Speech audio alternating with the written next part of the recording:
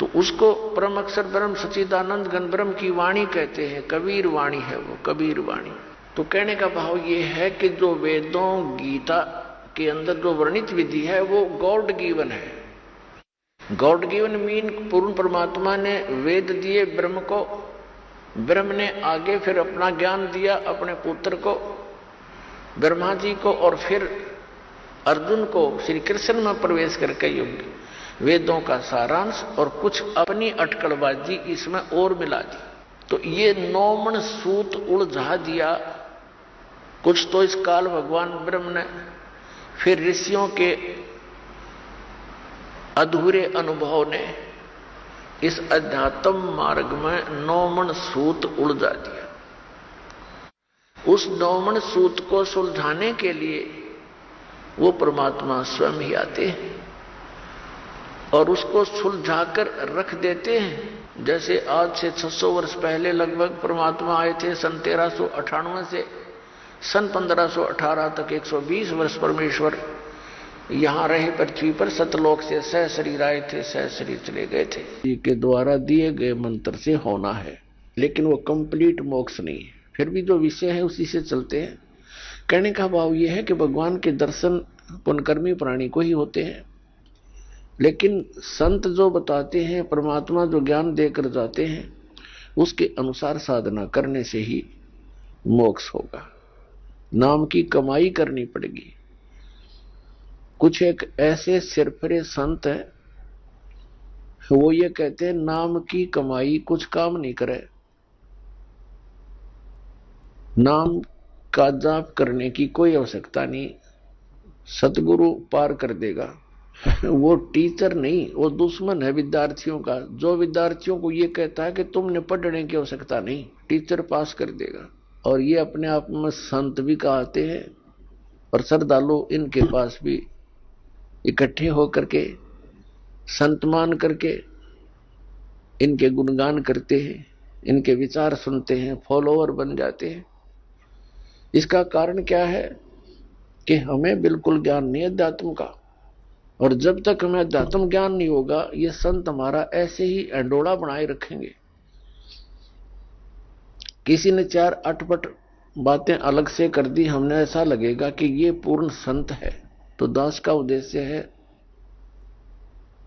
कि आप जी को अध्यात्म ज्ञान से इतना परिचित करवा दूं कि आप किसी से भ्रमित ना हो सकें।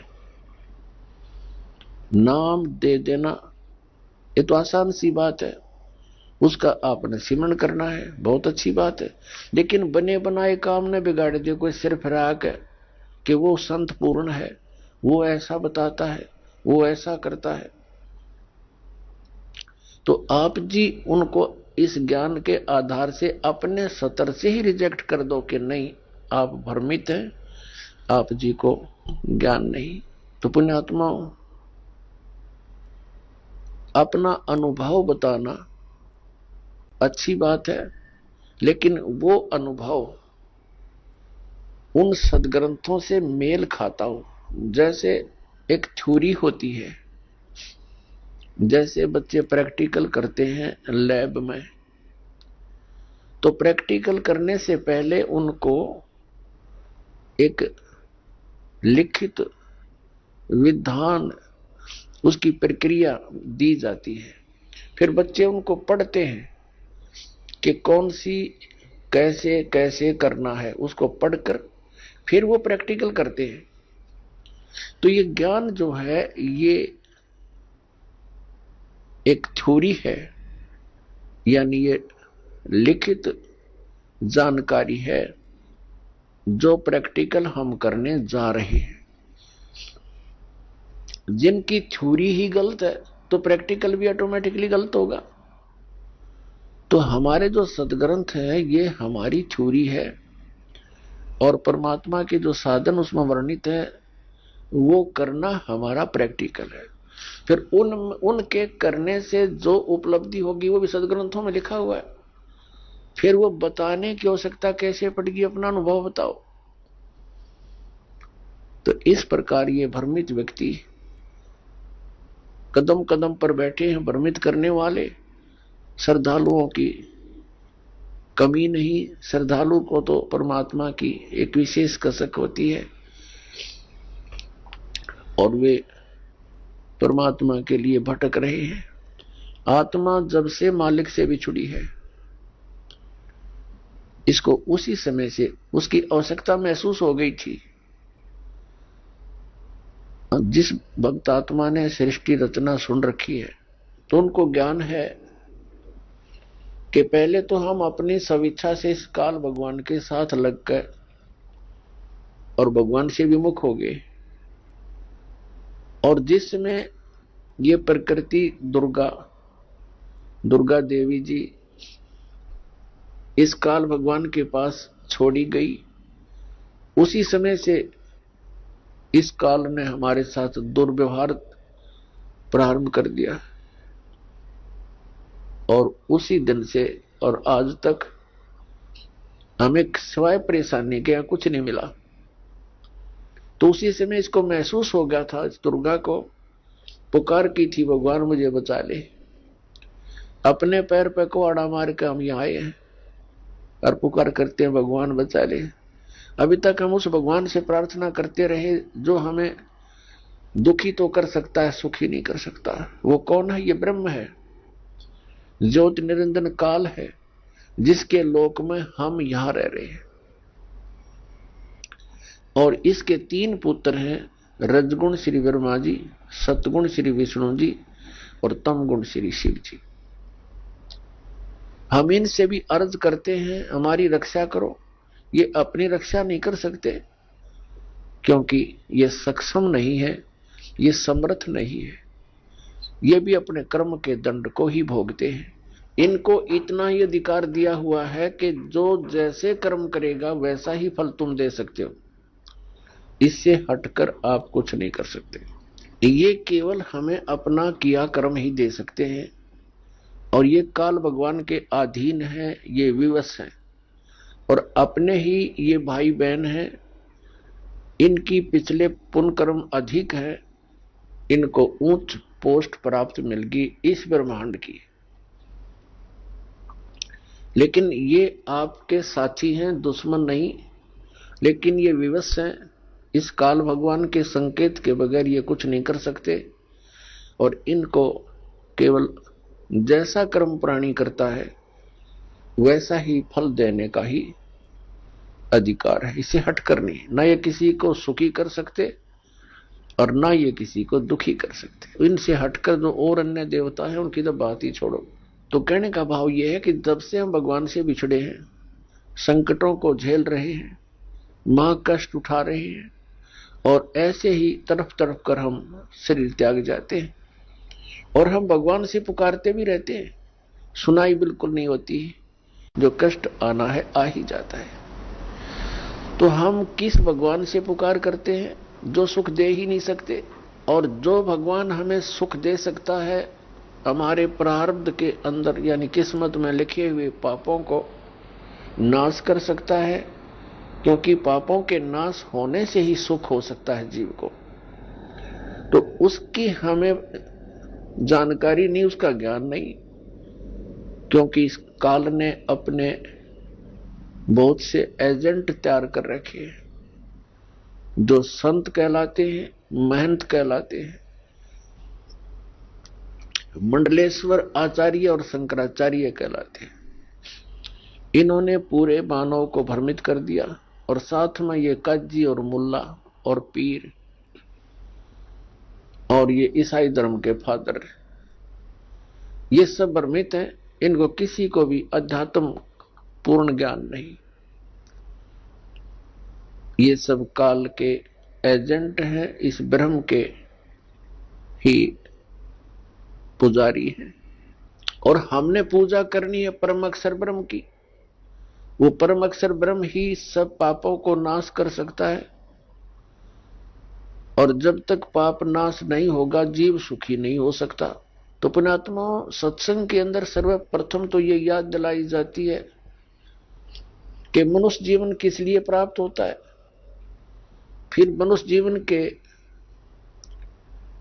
कार्य का वास्तविक ज्ञान हो जाता है कि हमने क्या करना चाहिए, इससे मोक्ष प्राप्ति का प्रयत्न करना चाहिए। कल्याण के लिए सबसे अधिक प्रयत्न करना चाहिए। तो उसके बाद आवश्यकता पड़ती है कि गुरु पूरा हो, तो गुरु पूरे से फिर आपका काम चलेगा। इसमें मुख्य ये दो कड़ी होती है। प्रथम, पूर्ण संत की प्राप्ति होने पर ही आपको सत्संग प्राप्त होगा, और सत्संग से ये ज्ञान होगा कि मनुष्य जीवन किस लिए मिला था, तो फिर आपका कल्याण बहुत आसानी से हो जाएगा। तो पुण्यात्मा संपूर्ण अध्यात्म ज्ञान है, ये पूर्ण संत ही बता सकता है। अब जैसे परमात्मा ने कहा है कि मानुष जन्म पाय कर नहीं रटे हरि नाम, जैसे कुआ जल बिना बनवाया क्या काम। परमात्मा ने मनुष्य जीवन की आवश्यकता कितनी बताई है कि जो व्यक्ति, जो प्राणी मनुष्य जीवन प्राप्त करके परमात्मा का नाम जाप नहीं करता, उसकी भक्ति साधना नहीं करता, वो तो ऐसा है जैसा जल रहित कूप होता है, वेल विदाउट वाटर, बिना पानी का कुआं। उसका नाम कूप अवश्य है जिसमें जल नहीं, लेकिन गुण कूप के नहीं। ठीक इसी प्रकार जो व्यक्ति परमात्मा की भक्ति नहीं करते, तो वो ऐसे हैं जैसे जल रहित कूप। उसका नाम मनुष्य अवश्य है, लेकिन गुण मनुष्य के नहीं हो सकते। उसके लिए सत्संग की आवश्यकता पड़ती है, और सत्संग के अंदर ये याद दिलाया जाता है कि परमात्मा की भक्ति किस लिए करें। परमात्मा की भक्ति इसलिए करें, परमात्मा याद दिलाते हैं, साहेब से चतला ले रे मन गर्भ गुमानी।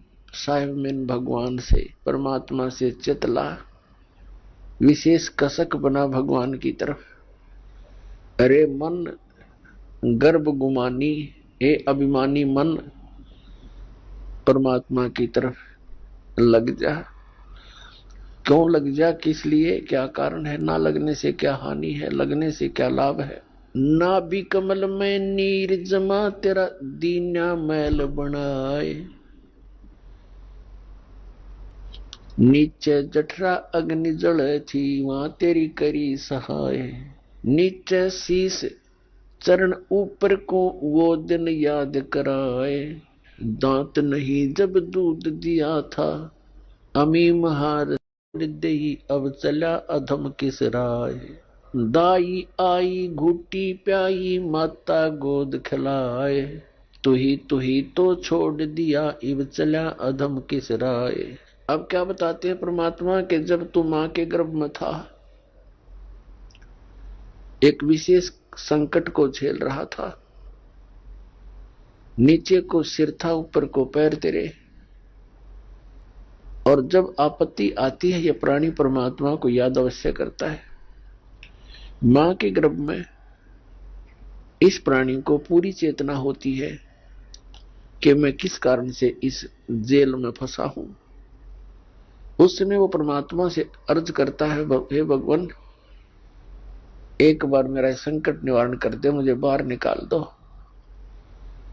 फिर आजीवन आपकी भक्ति करूंगा, 2 रोटी के लिए धंधा भी करूंगा, मालिक तेरी भूल नहीं करूंगा। उस समय उसको अपने पिछले जन्म जन्मांतर की फिल्में देखने को मिलती हैं अपने ही अंतःकरण में, क्योंकि हमारे अंतःकरण के अंदर परमात्मा ने एक ऐसा सिस्टम कर रखा है कि जो भी काम हम करते हैं और जो भी अच्छी मंदी सोच हम अपने हृदय में बनाते हैं, वो सब रिकॉर्ड हो जाती है। जब तक जीव मोक्ष प्राप्त नहीं करता, तब तक उसके अंतःकरण में उसके सर्व कर्म अंदर फीड रहते हैं। और जब ये प्राणी संसार छोड़कर जाता है, धर्मराज के पास जाते ही उसकी वो किए हुए कर्मों की फिल्म ऑन हो जाती है। वहां इसको ये बताने की आवश्यकता नहीं पड़ती, तो नहीं ये गलत कर रही हो, नाट जा, वहां नाटने की गुंजाइश नहीं रहती कि मैंने ऐसा नहीं किया। तो उस फिल्म को देखता हुआ वो प्राणी अपने पिछले मनुष्य जीवन व्यर्थ किए हुए इसको बहुत याद आते हैं और बहुत रोता है। मैं कितना जालिम था, मुझे संतों ने चेताया भी, भक्ति करने लगा भी, छोड़ दिया, फिर उन्हीं मस्तियों में लगा रहा। परमात्मा की भक्ति ना करने से आज तक मैं भटक रहा हूं। तो उस समय परमात्मा याद दिलाते हैं कि जब तू मां के पेट में था, जब तो तू करा था हे भगवान, तू ही है सब कुछ, और आप एक बार मुझे इस मां की पेट की कैद से बाहर निकाल दे, आपको कभी नहीं बोलूंगा। तो यहां परमात्मा कहते हैं बाहर आया और भरम बुलाया, अब चला अधम किस राह, ए नालायक, अब कौन सा रास्ता अपना लिया तूने। क्या बताते हैं कि 12 वर्ष खेलते बीते लीना ब्याह करवा। पहले बचपन में ब्याह हो जाते थे, उस समय की वाणी है ये। 12 वर्ष खेलते बीते लीना ब्याह करवा, और तरुणी नारी से बना गरबारी, अब चला मूल गवा। परमात्मा ये नहीं कहते कि ब्याह ना करवाओ, कहने का भाव यो है कि इससे काम ना लगे रहो, इस मनुष्य जीवन के एक मुख्य कार्यों को और इसमें साथ जोड़ लो, और उसके बिना तो ये सारा काम व्यर्थ है, और उसके साथ हो जाने से सारी सफलता। जब व्यक्ति महादुखी हो जाता है, अपने सतर के सब प्रयत्न ये कर लेता है, चाहे राजा भी क्यों न हो, तो उसको भगवान की आवश्यकता महसूस होती है। राजा लोग भी परमात्मा के लिए साधु संतों के पास जाते हैं, आशीर्वाद प्राप्त करते हैं। तो परमात्मा हमें याद दिलाने आते हैं कि तुम भिखारी क्यों बनो, वो साधु क्या करते हैं, वो भी तो भगवान की भक्ति करते हैं, तुम भी करो, तुम स्वयं धनी बनो उस भक्ति का, याचक क्यों बनो तुम। तो वह हमारे समझ में नहीं आई, क्योंकि हम इस गाइड गणे कर रखे, हमने सोच ये रखा है कि भक्ति तो वो लोग करते हैं जो गुफाओं में बैठे, भक्ति तो वही कर सकते हैं जो बिल्कुल घर त्याग कर जंगल में जा बैठे, वो फरी है, वो फरी नहीं है, वो तो आपसे भी दुखी है। तो परमात्मा हमें याद दिलाते हैं कि तरुणी नारी से गरबारी और चाला मूल गवा। मूल का अर्थ है जो अपने मनुष्य जीवन के श्वास रूपी पूंजी, जो मूल धन तुझे प्राप्त हुआ था। ये मनुष्य जीवन के जितने श्वास हैं ये आपका धन है, ये मूल धन है, और इस मूल धन से हमने आगे व्यापार करना था, सौदा करना था, और इसको दुगना तिगना चौगुना करना था। परमात्मा कहते हैं कि 3 लोक और भवन चतुर्दश सब जग सौदे आही, और दुगने तिगने और किए चौगने और किन्हु मूल गवाही। 3 लोक और भवन चतुर्दश ये सभी अपने सौदे के लिए आए हुए। जैसे कोई व्यक्ति विदेश चला गया या दूसरे शहर में चला गया 2, 4, 10 लाख रुपए लेकर व्यापार करने के उद्देश्य से कि उनकी 10 के 20 बनाऊं, अपने नेक नीति से कमाऊं, और वो उन पैसों से ही जाकर के होटल में मौज मस्ती कर रहा है, व्यापार कर नहीं रहा, बिजनेस कर नहीं रहा, तो वो उस मूल धन को खर्च रहा है, उसको बर्बाद कर रहा है, और एक दिन कंगाल होकर स्वदेश लौट आएगा और किसी के मजदूर लगेगा। और दूसरा व्यक्ति उन 10 लाख रुपयों से सौदा खरीदता है, बेचता है, दुगने तिगने कर रहा है, तो उसने उसका यथार्थ लाभ प्राप्त कर लिया। ठीक इसी प्रकार जो मनुष्य जीवन प्राप्त प्राणी इस पूंजी को खर्च रहे हैं, कोई मंत्री बन गया, कोई प्रधानमंत्री बन गया, कोई जज बन गया, कोई आईएएस आईपीएस बन गया, कोई फैक्ट्री का मालिक बन गया। ये पिछला धन है आपका। कोई मनुष्य जीवन ही आपको मिला है तो बहुत पुण्यकर्मी प्राणी है, आप धनी है भगवान के धन से। जिसको मनुष्य जीवन प्राप्त है वो मूल धन पूरा लिए हुए है। बाकी ये उच्च पोस्ट प्राप्त हो जाना, राजा बन जाना, ये उस भक्ति धन का एक एक्स्ट्रा आइटम है। ये केवल दान पुण्य का ही फल है इनका। और मूल पूंजी वो भक्ति वाली, वो सबकी मनुष्य जीवन प्राप्त प्राणियों की एक जैसी है, जिनको मनुष्य जीवन मिल गया। चाहे वो रिक्शा चलाता है, चाहे मजदूर है, चाहे सेठ है, और चाहे मंत्री या प्रधानमंत्री है, कोई भी है। भक्ति धन आपका जो है नाम की कमाई वाला धन तो सबका समान है। और रहे पुण्यों का, उन पुण्यों से ये उच्च पोस्ट मिल जाती है। तो कहने का भाव ये है दास का कि जो इस मनुष्य जीवन के इस मूल धन से फिर से अपनी कमाई शुरू कर देता है, परम संत की शरण से उपदेश प्राप्त करके, फिर अपने उस दैनिक कार्य के साथ साथ ये भी एक मजदूरी करता है, तो वो दुगने तिगने और चौगने बना रहा है अपने मूल धन के।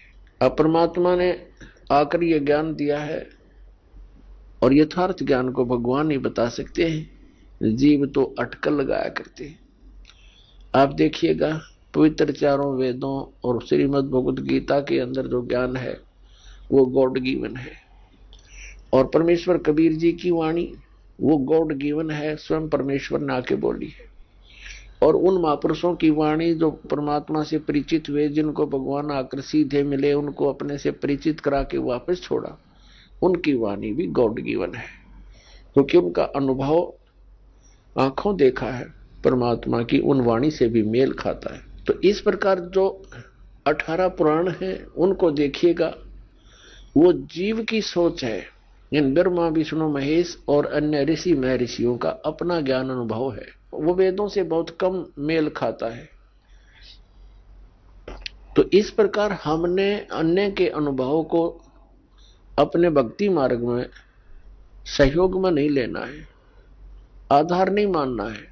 इस ज्ञान को सुनने के लिए, ज्ञान को समझने के लिए 18 पुराण हमारे लिए एक विशेष सहयोगी है, लेकिन भक्ति की विधि के लिए इनका सहयोग हमने बिल्कुल नहीं लेना।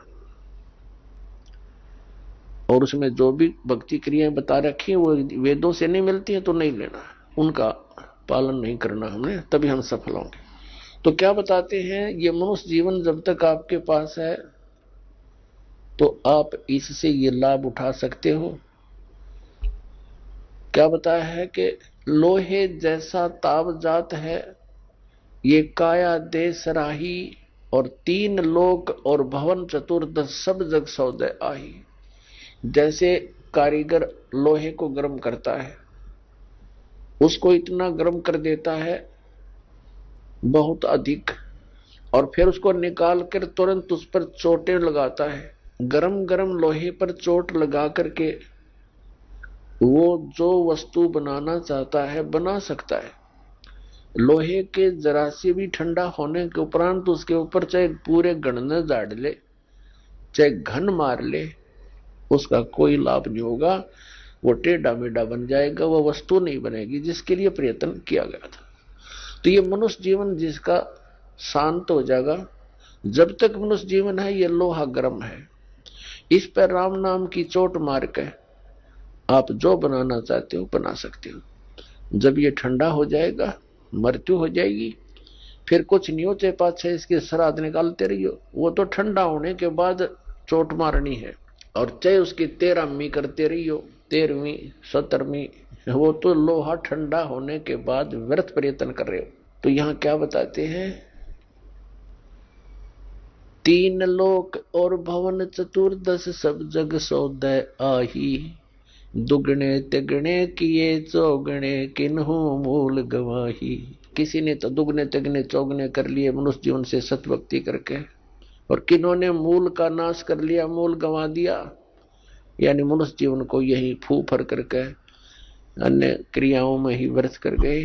उन्होंने मूल धन का नाश कर दिया। अब भक्ति न करने से क्या हानि होगी? नर से ती तू पशुआ की जय, गद्दा बैल बनाई, ये 56 भोग कहाँ मन मूर्ख, कित कुरडी चरने जाई। पुण्यात्मा, हम मनुष्य जीवन प्राप्त करके उन सभी सुविधाओं को प्राप्त कर लेते हैं जो भगवान मनुष्य जीवन प्राप्त प्राणी को देता है। वो क्यों देता है? इसलिए देता है कि इन सुविधाओं को प्राप्त करके ये भक्ति कर लेगा, अपना कल्याण करा लेगा। जिनको मानव शरीर प्राप्त है, वो उनकी ड्रेस अन्य प्राणियों से भिन्न है। ड्रेस मीन आपका ये शरीर, ये बॉडी, ये ड्रेस है, एक पोशाक है आपकी, ये स्टूडेंट की है। और जो स्टूडेंट, जो विद्यार्थी अपना उद्देश्य को पूरा ना करके, पढ़ाई ना करके सिनेमा देखता है, गेम देखता है, बाहर बकवाद करता है, तो फिर क्या होगा? वो अपना जीवन नाश कर रहा है, वो अपने उद्देश्य से भटक चुका है। और फिर क्या बनेगा? वो मजदूर लगेगा और कहीं मिट्टी ढोएगा, रिक्शा चलाएगा, पल्लेदारी करेगा। जिस उद्देश्य से वो विद्यालय में गया था उससे चूक गया, वो लाभ प्राप्त नहीं कर सका। ठीक इसी प्रकार आप जी, जिनको भी मानव शरीर प्राप्त है, चाहे वो रिक्शा चालक है, चाहे कोई मजदूर है, चाहे कोई धनी व्यक्ति है, चाहे अधिकारी कर्मचारी है, या कोई मंत्री, प्रधानमंत्री, मुख्यमंत्री, राष्ट्रपति है, ये सब स्टूडेंट हैं। और जो ये भक्ति साधना नहीं कर रहे, वो अपने उद्देश्य से भटक चुके हैं। माता पिता से प्राप्त उस धन का वो दुरुपयोग कर रहे हैं। हमारा माता पिता कौन है? कबीर भगवान। उसने हमें ये पूंजी दे करके आपको फ्री कर रखा है। जैसे बच्चे को माता पिता 15-16 वर्ष तक बिल्कुल फ्री कर देते हैं, बढ़िया कपड़े देते हैं, बढ़िया खाना देते हैं, कोई काम भी नहीं लेते हैं, पैसे भी खूब खर्च करते हैं, तुम किसी प्रकार अपना उद्धार करवाओ, अपनी शिक्षा पूरी कर लो। तो पुण्यात्मा, परमात्मा ने आपको वो धन देकर यहां एक विशेष ड्रेस पर रखी है। तो आप जी को परमात्मा ने ऐसी सुविधाएं दी है, खाने के लिए सुंदर अन्न, फल, आहार, काजू, किस्मत, सेब, संतरे, दूध, दही और सद्बुद्धि दे रखी। मकान, झोपड़ी गालो, प्राकृतिक आपदाओं से बचने के लिए भूख लगे जब भोजन खा लो, प्यास लगे जब जल पी लो, सब उपलब्ध है। उसके साधन बता दिए, जल ऐसे मिलता है। और फिर करना क्या था? बस बच्चे पैदा करो, इनको ब्याहो, इनको बस पाल पोस दो, फिर मर जाओ। क्या यही काम था इसका? ये तो पशु पक्षी भी कर रहे हैं। इसके साथ साथ एक अनिवार्य कार्य था जिसका हमें पता चलकर भी हम इस पर नहीं चल सके, क्योंकि संत साधु जन जितने हैं वो बताते हैं, समझाते भी हैं, लेकिन उनके वचन में शक्ति नहीं, उनके पास वो पावर नहीं, उनके पास वो भक्ति मंत्र नहीं जिसे प्राप्त करके प्राणी फिर आगे इस मार्ग को आगे चल सके। जिस कारण से अब मानो नास्तिकता की ओर बढ़ रहा है। तो मनुष्य जीवन आपको प्राप्त हुआ, इसकी उपलब्धि ना करने से, भक्ति ना करने से फिर क्या होगा? नर से तीतू पशुआ की जय, गद्दा बैल बनाई, ये 56 भोग कहाँ मन बोरे, कहीं कुरडी चरने जाई। पुण्यात्मा, जब तक हम सत्संग नहीं सुनते तब तक हमारे ऊपर इस काल के माया रूपी भांग का घना नशा होता है। कबीर साहब कहते हैं, कबीर ये माया अटपटी, सब गट आण अड़ी, और किस किस ने समझाऊं, या कुएं भांग पड़ी। जिस संसार में हम रह रहे हैं, यहाँ प्रत्येक व्यक्ति के एक ही विचार हैं और एक जैसे ही उसकी गाइडलाइन होती है। अपने बच्चे को शिक्षा के लिए भेजते हैं तो भी उद्देश्य यही बताते हैं कि तेरा रोजगार ठीक हो जाएगा। यानी जो भी ट्रेनिंग हमें मिलती है, रोजी रोटी और कपड़ा और कोठी इनके बनाने की ही मिलती है। तो उस समाज में रह करके आप अपना उद्देश्य भूल चुके हो। सत्संग में आने से कुछ समय आपको भगवान देता है, निश्चिंत होकर सत्संग सुनते हो और बहन भाइयों से मिलते हो, उनसे भी आपको फिर धीरे धीरे ये ज्ञान सुनने को मिलता है, तो आपकी रुचि बन जाती है। तो परमात्मा क्या बताते हैं कि आप मनुष्य जीवन प्राप्त हो, आपको कितनी सुविधा प्राप्त है। जब भूख लगती है खाना खा लेते हो, प्यास लगती है पानी पी लेते हो, गर्मी सर्दी से बचने के लिए मकान बना लिए। ये वैसे मकानों की आवश्यकता हमने इतनी चाहिए थी कि आवश्यकता से अधिक ना बनाए इनको। ये हमारा भक्ति बाधक है। जो भक्ति करना चाहते हैं, मोक्ष कराना चाहते हैं, तो उनको इन सब नियमों को फॉलो करना पड़ेगा जो बताए जाते हैं, क्योंकि वो भक्ति में बाधक है। और जो भक्ति बाधक है आप उनको भी साथ लेकर चल रहे हो, तो आप ऐसा कर रहे हो जैसे किसी पशु के गल में लठ बांध दिया करती सा मोटा रस्से में गाल के। अब बोल नहीं सकता उस स्पीड से, 10 मिनट चलना चाहिए, चल गट्टियां पर लग गए।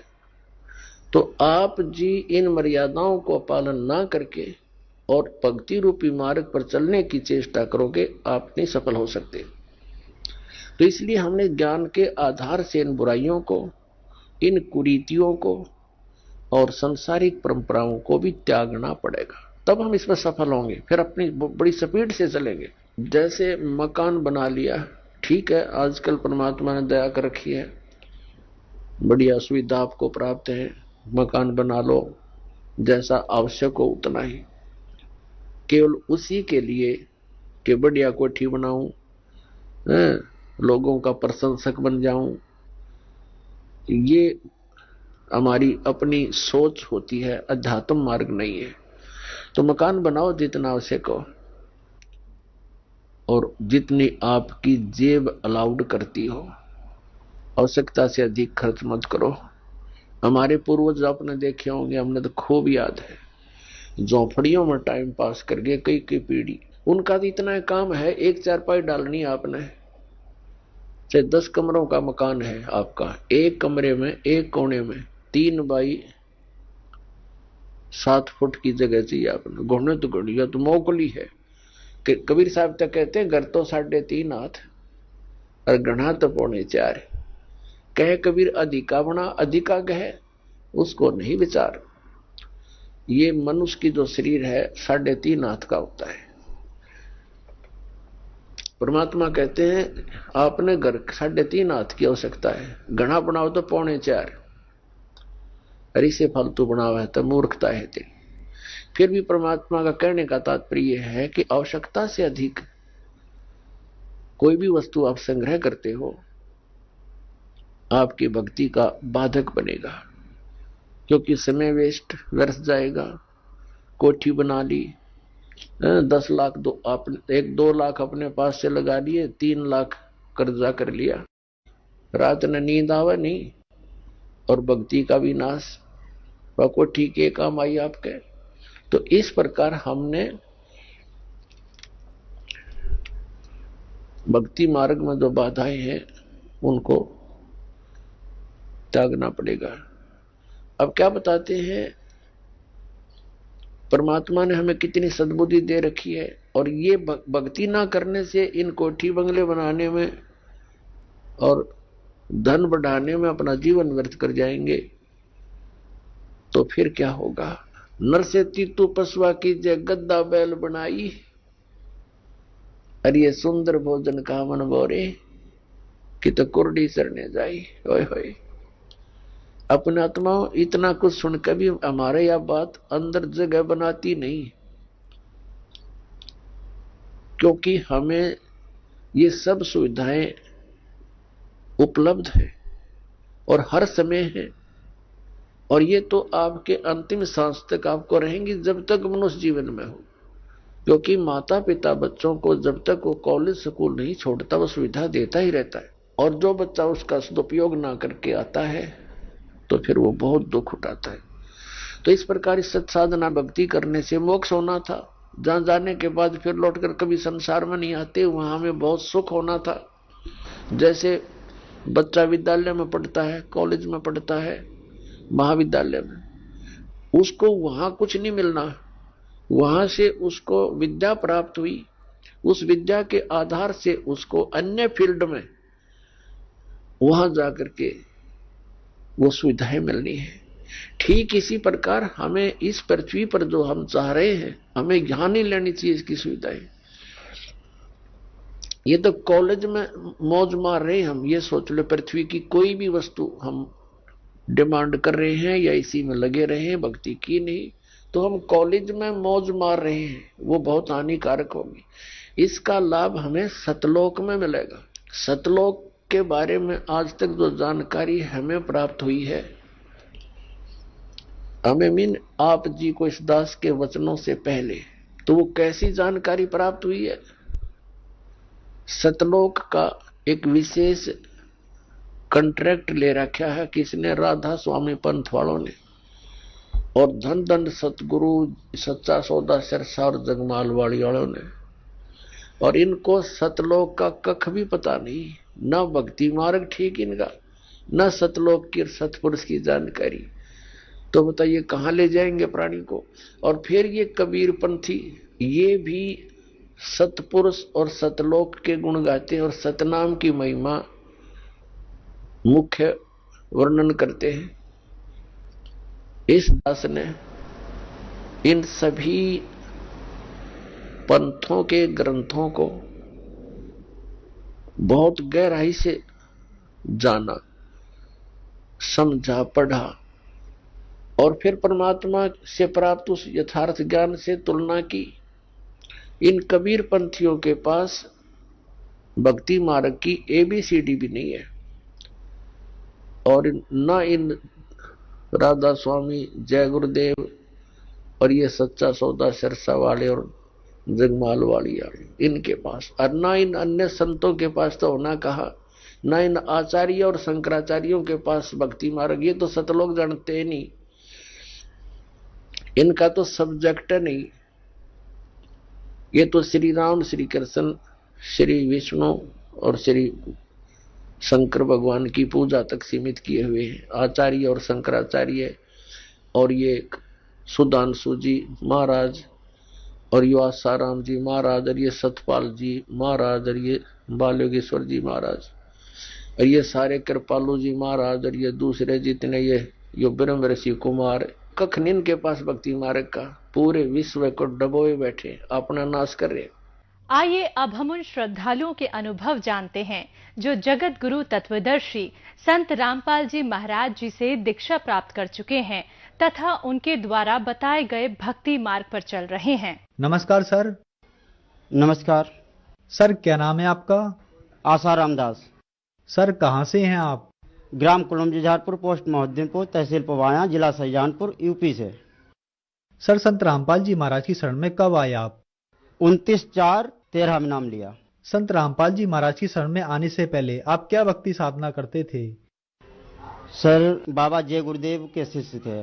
करीब 94 में बाबा जय गुरुदेव से नाम लिया हमने। उनकी भक्ति करते थे, उन्होंने जो बताया था उन्हीं की भक्ति करते थे। वहाँ पे जुड़ने से कोई लाभ नहीं हुआ और हमारा मन कभी नहीं रुका। वहाँ पे भक्ति करते रहे, नहीं उससे लाभ, वहाँ से कुछ कोई लाभ नहीं प्राप्त हुआ। सर, संत रामपाल जी महाराज की शरण में आने का क्या कारण बना? सर, हमारी लड़की जो थी एक प्राइमरी स्कूल में पढ़ रही थी, लड़की पर आने लगा, बहुत सारा उस पे लड़की पर आने लगी, उससे बहुत ज़्यादा वो लड़की परेशान थी। तो उसको सर बहुत सारी जगह दिखाया, हम बहुत ज़्यादा मतलब आर्थिक स्थिति भी मेरी नहीं ठीक थी और फिर बहुत ज़्यादा हम परेशान होने लगे। बहुत ज़्यादा जेनौते वगैरह इनको लोगों को दिखाया, थोड़े दिन के लिए सही हो जाती थी, फिर ज्यों की त्यों बहुत जगह ठगे गए, लेकिन लाभ नहीं हुआ। सर, फिर ऐसे हम पहले बैंक के एजेंट थे, गांव में फील्ड का काम था, एजेंटी करते थे बैंक में, तो वहाँ पे बैंक में एजेंटी करते थे। गांव में हमारा मतलब घूमने का कार्य था, तो वहाँ गांव में गए तो संत रामपाल महाराज जी के शिष्य से हमारी मतलब मुलाकात हुई। तो संत रामपाल महाराज जी हमारे गुरुजी हैं, उनका सत्संग बरवाला में होता है और चलो वहाँ आप सत्संग सुन लो। उनकी बात हमने सुनी, अनसुनी कर दी, बल्कि उनको हमने बहुत ज़्यादा गर्म किया। हमने कि हमारे जो बाबा जय गुरुदेव हैं ऐसे जोड़ के कि भगत जी एक बार हमारे कहने से आप सत्संग को अवश्य सुन लें। तो हमने उनकी बात की सुनी, अनसुनी कर दी। फिर उनसे बस इतनी बात हुई, अपने फिर हम घर चले गए। कुछ दिन के बाद सर हमारे ससुर जी जो हैं वो करीब 74 साल की उनकी एज है और वो बहुत ज़्यादा बीमार हो गए। तो उनको जिला पीलीभीत अस्पताल में हॉस्पिटल में उनको भर्ती कराया। भर्ती में वहाँ पर इलाज चला, फिर डॉक्टर ने, सरकारी डॉक्टर ने उनको मना कर दिया कि इनको ले जाओ, यहाँ नहीं ठीक होने वाले हैं। फिर दूसरे डॉक्टर एक एस.के. अग्रवाल हैं पीलीभीत में, उनके पास ले गए। वहाँ भी उन्होंने भी इलाज किया, उन्होंने भी मना कर दिया। फिर एक जीएन मिश्रा हैं, उनके यहाँ ले गए, और एक उससे पहले नीरज गुप्ता हैं, उनके यहाँ ले गए। उन्होंने भी कागज देखे और तुरंत ही उनको हाथ उठा दिए, हाथ खड़े कर दिए कि भाई मेरे बस का ये रोग नहीं है, इनके दोनों गुर्दा रिपोर्ट में डैमेज हैं। तो आखिर में एक जीएन मिश्रा हैं जिला पीलीभीत में, तो उनके पास आखिर में ले गए। तो जीएन मिश्रा ने वहाँ पे उनको 4 बोतल ब्लड चढ़ाया, और ब्लड चढ़ने के बाद एक घें ब्लड चढ़ा और एक घें ब्लड उनका निकल गया, ब्लड रुका नहीं। तो जीएन मिश्रा बोले कि भाई अब ये देखो आपकी स्थिति बढ़िया, मतलब आर्थिक स्थिति कमज़ोर है, आप इनका इलाज नहीं करा पाएंगे, दोनों गुर्दा इनके डैमेज हैं। उन्होंने जीवन रेखा से मतलब अपना अलग अलग, चारों डॉक्टर ने अलग अलग अपने मतलब जांच कराई जीवन रेखा अस्पताल से। तो वहाँ पे जांच में यही आया कि इनके दोनों गुर्दा डैमेज हैं और इनको ठीक मतलब नहीं किया जा सकता, उम्र इनकी काफ़ी है, ऑपरेशन लायक ये नहीं है। ब्लड चढ़ने के बाद जब नहीं ब्लड रुका तो उन्होंने कह दिया कि भाई आप इनका इलाज नहीं करा पाएंगे, आप ठगे जाओगे, आगे अगर दिल्ली ले जाओगे या लखनऊ भेजें आपको तो ये ठीक होने वाले नहीं, और आपका पैसा भी खराब होगा, थोड़ी बहुत ज़मीन है आपके पास वो भी बिक जाएगी। तो आप ऐसा हमारी बात माने, हम आपको अच्छी सलाह दे रहे हैं, आप ले जाइए इनको घर, और 4-6 दिन के मेहमान हैं, फिर इनको बस जो कुछ खाएं पिएं इनको खिला पिला दो, फिर ये ठीक होने वाले नहीं हैं। उनको वहाँ से अस्पताल से लेके घर पे छोड़ दिया और हम अपने घर पे चले आए। हम अपना जो कार्य कर रहे थे बैंक वाला, वो कार्य फिर करने लगे। तो ऐसे घूमते घूमते फिर परमात्मा ने उन्हीं के पास, फिर संत रामपाल महाराज जी के शिष्य जो थे उन्हीं के पास, फिर उसी गांव में, गांव पड़री, उसी गांव में हम फिर पहुंच गए। तो उनसे फिर चर्चा हुई। तो उन्होंने, उनसे जब चर्चा हुई तो मैंने अपनी बात कही कि हमारे, हाँ, इन्होंने कहा कि वो तो उम्र बढ़ा देते हैं हमारे गुरुजी, मतलब वहाँ पे कैंसर वालों के कैंसर ठीक होते हैं, और जिनका मतलब कोई कैंसर है या कोई टीबी का मरीज है, सब सारे मरीज सही होते हैं। तो हमने कहा मेरे भी ससुर साहब इस समय आखिरी सांसें गिन रहे हैं, 4 डॉक्टरों ने मना कर दिया, अब उनका क्या कल्याण वहाँ से हो सकता है। तो उन्होंने कहा अवश्य आप जाइए वहाँ और बरवाला में जाके और आप नाम दीक्षा उनको दिलवा दीजिए, वो अवश्य ठीक हो जाएंगे। तो हमने उनसे बोला कि भाई हमको भी वहाँ ले जाके, अगर वहाँ से अगर वो उन्होंने दम तोड़ दिया तो हम उनकी डेड बॉडी भी नहीं ला पाएंगे, तो हम मतलब हम भाई नहीं ले जाएंगे वहाँ। तो उन्होंने संत रामपाल महाराज जी के शिष्य बोले कि भगत जी ये हम पूरी तौर से जिम्मेदारी लेते हैं, और आप एड्रेस नोट कर लीजिए जाने का वहाँ, और हम पूरी जिम्मेदारी हमारी है, अगर कोई हादसा हो जाए रास्ते में पूरा खर्चा हम देंगे। तो मैंने कुछ उनकी बात पर मुझे विश्वास हुआ। फिर मैंने तुरंत अपने ससुर साहब को फ़ोन किया, तो हमारी सास से बात हुई। उन्होंने कहा ठीक है, संत जी हैं कोई वहाँ बरवाला में, हरियाणा में, और वहाँ के लिए कह रहे हैं वो।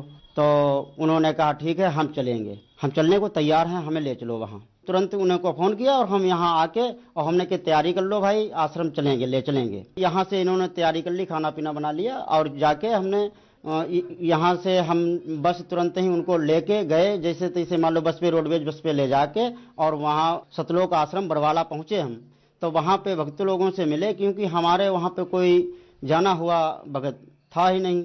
तो भक्त लोगों ने इशारा करो, उसके बाद फिर गुरुजी आएंगे, तभी आपको मतलब दर्शन होंगे, गुरुजी के दर्शन तब होंगे। तब हम लोग मतलब हाथ पैर धो के और भंडारा किया। भंडारा करने के बाद लाइन लगी थी तो लाइन में लग गए। तो लाइन लगने जा रहे थे तभी भक्तों ने कहा कि देखिए वो पहले नाम लेना पड़ेगा, ऐसे दर्शन नहीं होंगे गुरु जी के। फिलहाल हम नाम से हिचके, हमने कि भाई नाम हम नहीं लेंगे इसलिए कि हम नाम उपदेशी एक जगह के हैं। तो मेरे ससुर ने कहा फिर यहाँ करने क्या आया है, नाम लो, नाम अगर बढ़िया लगे तो नाम चलाना, ना अगर बढ़िया लगे तुम तो नाम उपदेशी हो हम आप, ना बढ़िया लगे तो भाई छोड़ देना नाम को। तो हमने कहा अच्छा आप जे मरते समय कह रहे हैं, चलो इनकी बात मानना चाहिए। हमने और हमारे एक साले साथ में गए थे और तीनों लोगों ने फार्म भराए, नाम लिया सतलोक आश्रम में और नाम लेने के बाद लाइन में लग गए। सर, संत रामपाल जी महाराज से नाम दीक्षा लेने के बाद आपको क्या लाभ प्राप्त हुए? जी सर, लाइन में लगने के बाद हम उनको स्ट्रेचर से, मतलब वो बैठ नहीं पाते थे तो स्ट्रेचर पे लेके गए, लाइन में उनको खड़ा कर लिया। जब संत रामपाल महाराज जी लाइन में आशीर्वाद देते हुए आए और सामने पे हमारे ससुर साहब खड़े हुए और उन्होंने कहा गुरु जी हम बहुत परेशान हैं, हम दर्द के मारे मरे जा रहे हैं और हमारे दोनों गुर्दा डैमेज हैं, खराब हैं, हमें डॉक्टरों ने मना कर दिया है। तो गुरु जी ने उनको सर पर हाथ धर के कहा ठीक है अब तुम यहाँ आ गए हो, अब ठीक हो जाओगे। तो इतना कह के और गुरु जी आगे बढ़ गए, हमें भी आशीर्वाद दिया और आगे बढ़ गए। तो भक्तों ने मतलब पीछे हटा दिया कि अब जाओ अब बैठो चल के। तो आके अपने बैठ गए। वहाँ पे आश्रम में हमें नाम दीक्षा सन 13 में नाम मिला। सारे लाभ हुए। यहाँ पे जो लड़की मेरी वो पीड़ित थी भूत साया से, उसको भी साथ में दूसरी बार जब हम गए तो उसको भी लेके गए, वहाँ पे उसको भी नाम दिलाया और वो भी लड़की आज सही है। और उसके बाद अपनी पत्नी और अपने 4 लड़के हैं और लड़की 1 है। सभी लोगों ने, पूरे परिवार ने नाम ले लिया और सभी लोग भक्ति कर रहे हैं। और कोई लाभ, एक बार हम इधर सैजानपुर सत्संग में आए और यहाँ से सत्संग समाप्त हुआ तो अपने घर पे जा रहे थे। बाइक पर मेरी माताजी पीछे बैठी थी और वाइफ बीच में बैठी थी, आगे छोटा सा बच्चा था, मैं चला रहा था। आगे जा रहा था तो जाने पे रास्ते में गाड़ी हमारी 60-65 की स्पीड में थी। तो आगे एक सड़क पे बाईं साइड में गड्ढा पड़ा तो हमने उसको क्रॉस किया, उतने में गाड़ी रोड से उतर गई। कच्चे में जाने के बाद हमें ये पता लगा कि अब गाड़ी हमसे ये बाइक नहीं संभलेगी। तो बाइक खाले में जाने के बाद बाइक को ऐसा मालूम पड़ा कि बाइक हमने ब्रेक भी नहीं लगाए, बाइक ऐसी एकदम जाम हो गई कि जैसे कि एकदम प्रेशर के ब्रेक लगते हों। तो पीछे से हवा और पथरियां, मतलब हवा उड़ के आगे एकदम जाम हुई तो हवा बिल्कुल आगे एकदम कूड़ा कबाड़ उड़ के गाड़ी के आगे पहुंच गया। तो हमने कहा कि संत रामपाल महाराज जी गुरु जी की शरण में आज ना आए दास होता तो आज कोई बचाने वाला नहीं था। छोटे मोटे सभी परमात्मा की दया से लाभ बराबर होते हैं। आर्थिक स्थिति भी, अब पहले दास बैंक में मतलब एजेंटी कर रहा था, अब वो सारे काम छोड़ दिए, अपनी काश्तकारी का काम कर रहे हैं। फिर भी स्थिति जो है अब अच्छी है। देख रहे हैं, आप उनको क्या संदेश देना चाहेंगे?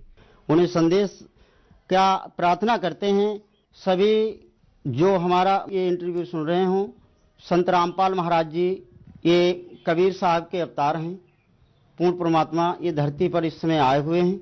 इनसे नाम दीक्षा लेके भक्ति करें और अपना कल्याण कराएं।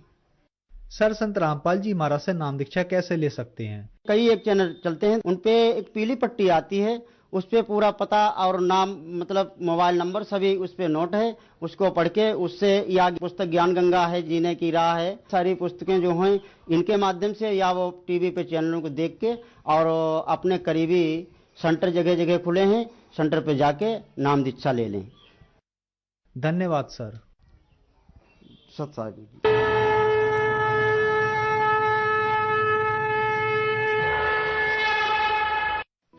आप सुन रहे थे जगत गुरु तत्वदर्शी संत रामपाल जी महाराज के